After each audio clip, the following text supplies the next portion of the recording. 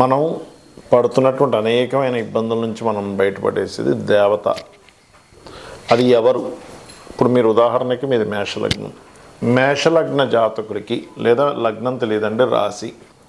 ఆ రాశిలో ఏ నక్షత్రం అయినా కావచ్చు, అంటే అశ్విని కావచ్చు, భరణి కావచ్చు, కృత్తికా నక్షత్రం కావచ్చు, ఒకటో పాదం.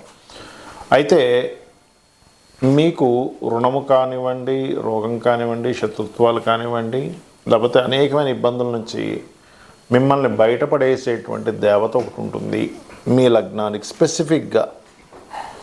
అదేమిటి, అది ఎలా ఆరాధన చేయాలి అనేటువంటి అంశాలు చెప్తుంది నేనైనప్పటికీ చెప్పిస్తుంది సాక్షాత్ లలిత అమ్మవారిగా భావిస్తూ ఆ లలితాంబిక అమ్మవారి యొక్క అనుగ్రహం పరిపూర్ణంగా కలగాలని మనస్ఫూర్తిగా కోరుకుంటూ, మకరం వారికి గనక చూసుకున్నట్లయితే మకర లగ్నము లేదా మకర రాశిలో ఏ నక్షత్రాలు ఉన్నా సరే ఇది సంబంధం ఉంటుంది, గుర్తుపెట్టుకోండి. అయితే మకర లగ్నానికే ప్రధానంగా చూసుకోండి. మరి మీకు ఉపాసనా దేవత ఎవరు, ఏ దేవత ఆరాధన చేసినట్లయితే, మంత్రం తీసుకున్నట్లయితే మీ జీవితంలో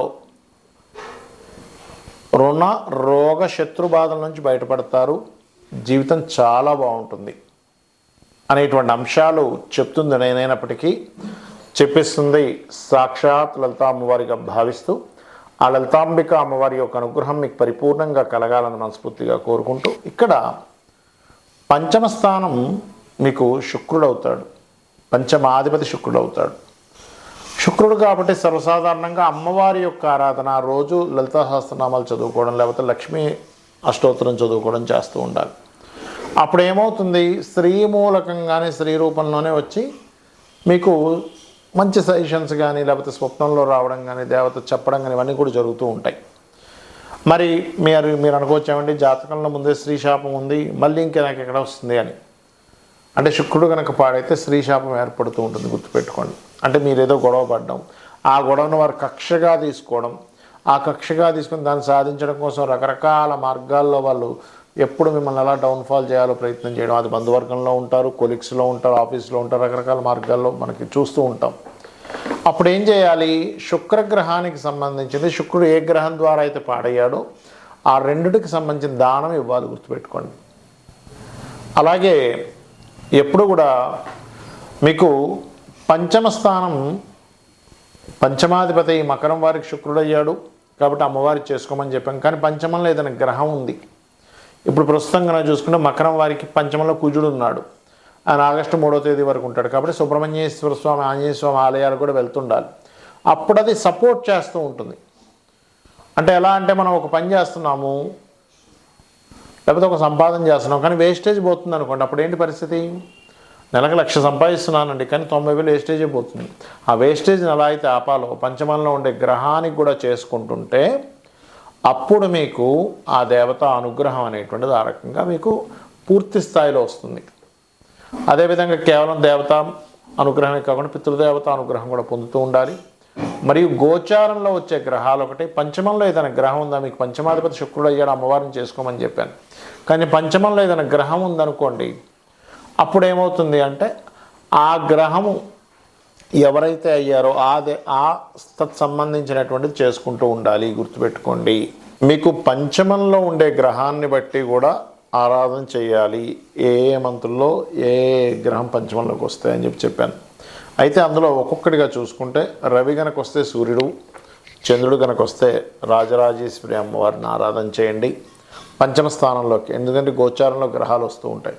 బట్ పర్మనెంట్గా మీ రాశికి ఒకటి చెప్పాను, బట్ పంచమంలోకి వచ్చిన గ్రహాన్ని బట్టి కూడా మార్చుకుంటూ ఉండాలి. ఇప్పుడు నేను మీకు మేషం వారికి ఇప్పుడు కేతు ఉన్నాడు పంచమంలో అని చెప్పాను. అలాగే వృషభ రాశి వారికి నెక్స్ట్ శుక్రుడు వస్తున్నాడని చెప్పుకున్నాం. మిథునం వారికి ఒక 2 నెలల తర్వాత శుక్రుడు అక్కడికి వస్తాడు. అట్లా మార్పు వస్తూ ఉంటుంది. అలా ఆ రకంగా కుజుడు వచ్చాడు ఉదాహరణకు పంచమంలోకి, సుబ్రహ్మణ్యేశ్వర స్వామి ఆరాధన ఖచ్చితంగా చేయండి, అది కూడా మీకు ప్రభావితం చేస్తూ ఉంటుంది. అదేవిధంగా గురువు అయితే దక్షిణామూర్తిని లేదా దత్తాత్రేయుడి యొక్క ఆరాధన చేయొచ్చు. బుధగ్రహం అయితే విష్ణుగ్రహాన్ని, అంటే విష్ణుమూర్తిని బుధగ్రహం దగ్గర కూడా దీపారాధన చేయొచ్చు. అదేవిధంగా శుక్రుడైతే అమ్మవారు, లలిత అమ్మవారు అనుకోండి, లక్ష్మీదేవి అనుకోండి, చేయవచ్చు. శని అయితే కనుక వెంకటేశ్వర స్వామిని లేదా శివ ఆరాధన కూడా చేయవచ్చు. రాహు, దుర్గా, కేతు, గణపతి, ఇవి ప్రధానంగా చేయండి. అలాగే మరొక విషయం ఏంటంటే ఇక్కడ గమనించినట్లయితే ఈ యొక్క పంచమ స్థానంలో ఉండే గ్రహాల గురించి మనం చెప్పుకున్నాం. అయితే ఇది ఆరాధన క్రమం అనేటువంటిది ఎలా ఉండాలి? మీరు ఏదైనా ఒక మంత్రం తీసుకున్నారు, ఆ దేవత సంబంధించిన మూల మంత్రాన్ని మీ గురువుల దగ్గర ఎవరి దగ్గరైనా తీసుకున్నారు, ఖచ్చితంగా 48 నిమిషాల పాటు ఆ జపం చేయాలి, గుర్తుపెట్టుకోండి. అది కూడా నిత్యము చేయాలి. ఒకరోజు చేసాం, వారం రోజులు మానేసాం, మళ్ళీ ఎప్పుడో గుర్తొచ్చింది చేసాం, అది మీకు కనెక్ట్ అవ్వదు. ఎట్టి పరిస్థితుల్లో ఆ దేవత మీకు ఒక్కసారి దేవత కనుక కనెక్ట్ అయితే ఎలా ఉంటుందంటే తను మీకు చెవులో ప్రతిదీ చెబుతూ ఉంటుంది. మీకు ఆపద వచ్చే ముందే మీకు ఒక సిమ్టమ్ రూపంలో చెప్తూ ఉంటుంది, గుర్తుపెట్టుకోండి.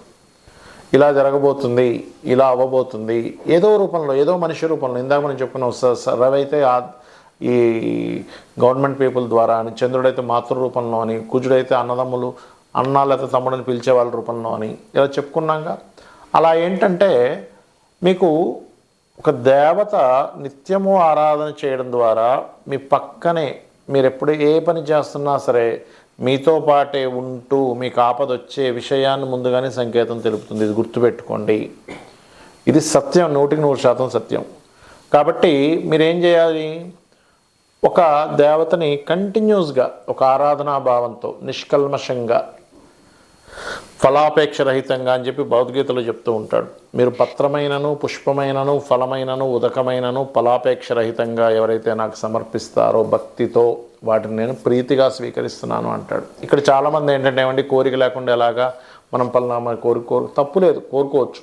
కాకపోతే ఇక్కడ ఏంటంటే నేను ఫలానా దేవతని చేస్తే నాకు ఇది వస్తుంది అనేది పక్కన పెట్టేసేయండి. ఎందుకంటే దీపాన్ని తీసుకొచ్చినప్పుడు కాంతి ఆటోమేటిక్గా వస్తుంది. మీరు కాంతిని సపరేట్గా తీసుకురాలేరు, దీపం తీసుకొచ్చినప్పుడు కాంతిని మీరు ఆపలేరు. కాంతి దానంతటా అదే దీపంతో పాటు ఎలా ప్రయాణం చేసి వస్తుందో మీరు చేసే ఉపాసన మూలంగా ఖచ్చితంగా ఆ దేవత అనుగ్రహం మీకు కలిగి తీరుతుంది. కాకపోతే ఇక్కడ మీరు అర్థం చేసుకోవాల్సింది ఏంటంటే మీ లగ్నం నుంచి పంచమాధిపతి ఎవరు, ఆ పంచమాధిపతికి అధిష్టాన దేవత ఎవరు, ఆ దేవత సంబంధించి నేను నిత్యం చేసుకోవాలి అంతే. ఇంకా ఒకవేళ ఆ పంచమ స్థానం పాడైనప్పుడు ఏం చేయాలి? అది సర్పదోషం ఏర్పడిందా, లేకపోతే ఉదాహరణకు సర్పదోషం ఏర్పడింది, సర్పప్రతిష్ఠ రావి చెట్టు చుట్టూ ప్రదక్షిణాలు చేయండి. లేదా పితృదోషం ఏర్పడింది, పితృదేవత ఆరాధన కూడా చేయండి. లేదా మాతృదోషం ఏర్పడింది, అమ్మవారి ఆలయాలకు వెళ్ళి సేవలు చేయండి. లేదా కుజదోషం ఏర్పడింది పంచమంలో, అప్పుడు సుబ్రహ్మణ్య స్వామి ఆరాధన కూడా తీవ్రంగా చేయండి. లేదా ఆంజనేయ స్వామి ఆలయాలకి, సుబ్రహ్మణ్య స్వామి ఆలయాలకు వెళ్తూ ఉండండి. అప్పుడు ఏమవుతుందంటే మీ యొక్క ఉపాసన, చాలామంది అంటుంటారు ఏమంటే నేను ఫలానా ఉపాసన చేస్తున్నాను కానీ నాకు ఫలితాలు రావట్లేదు అంటూ ఉంటారు. అలా ఫలితాలు ఎందుకు రావట్లేదంటే అక్కడ ఒక దోషం కూడా ఏర్పడింది. ఆ దోషాన్ని క్లియర్ చేసుకొని మీరు ఉపాసన చేయండి. ఖచ్చితంగా అమ్మవారి అనుగ్రహం, మీరు పూజించేటువంటి దేవతా అనుగ్రహం 100% జరుగుతుంది. మీరు లైఫ్లో ఎదగడం జరుగుతుంది. శ్రీమాత్రే నమః. ఇక్కడ మరొక్క విషయం ఏంటంటే కేవలం దేవతా అనుగ్రహంతోనే మీరు ముందుకు వెళ్ళలేరు, గుర్తుపెట్టుకోండి. పితృదేవతల యొక్క అనుగ్రహం కూడా కావాలి. మనం చూస్తూ ఉంటాం ఏమంటే ఏదో గాలి సోకింది, లేకపోతే ఏదో ఒక నెగటివ్ ఎనర్జీ పట్టుకుంది, లేకపోతే ఒక పిశాచ యోగం కనెక్ట్ అయింది అంటూ ఉంటాం. ఆ యొక్క డైమెన్షన్స్లో మీ పితృదేవతలు ఉంటారు, గుర్తుపెట్టుకోండి. అంటే సేమ్ డైమెన్షన్స్లో కొన్ని ఎనర్జీస్ ఉంటాయి. మనకి చూడండి, మనం వింటూ ఉంటాం అతల సుతల వితల పాతాల తలాతల అనేటువంటి ఒక మాట వింటూ ఉంటాం. అంటే 7 లోకాలు, కింద 7 లోకాలు, మొత్తం 14 లోకాలని.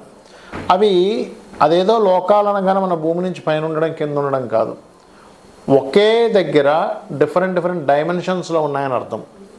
ఆ డిఫరెంట్ డైమెన్షన్స్లో ఉండేటువంటిది ఒకదానికొకటి కనెక్టివిటీ అసలు మనం ఉందని కూడా మనకు అర్థం కాదు.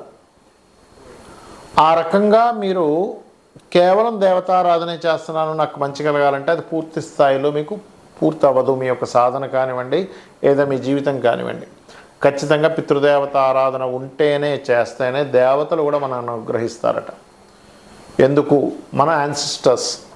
మనం చూడండి, మనకు ఒక ఫ్రెండ్ ఎవరైనా ఉన్నారు, వాళ్ళ ఇంటికి వెళ్ళాం, ఆ అబ్బాయి కావచ్చు అమ్మాయి కావచ్చు తల్లిదండ్రులను సరిగ్గా చూసుకోవట్లేదు, తల్లిదండ్రులని ధిక్కరిస్తున్నాడు, తల్లిదండ్రులకి చేయవలసిన సేవలు ఏమి చేయట్లేదు, వాళ్ళని చాలా కేర్గా చూసుకోవాల్సిన తల్లిదండ్రులను కానీ పిల్లల్ని కానీ సరిగ్గా చూసుకోవట్లేదు. మనం ఏం చేస్తాం? ఆ అబ్బాయిని చూడంగానే, అమ్మాయి కావచ్చు అబ్బాయి కావచ్చు, చిచ్చి వీడితో మనకు స్నేహం అవసరమా అని చెప్పి మనం సందేహపడతాం.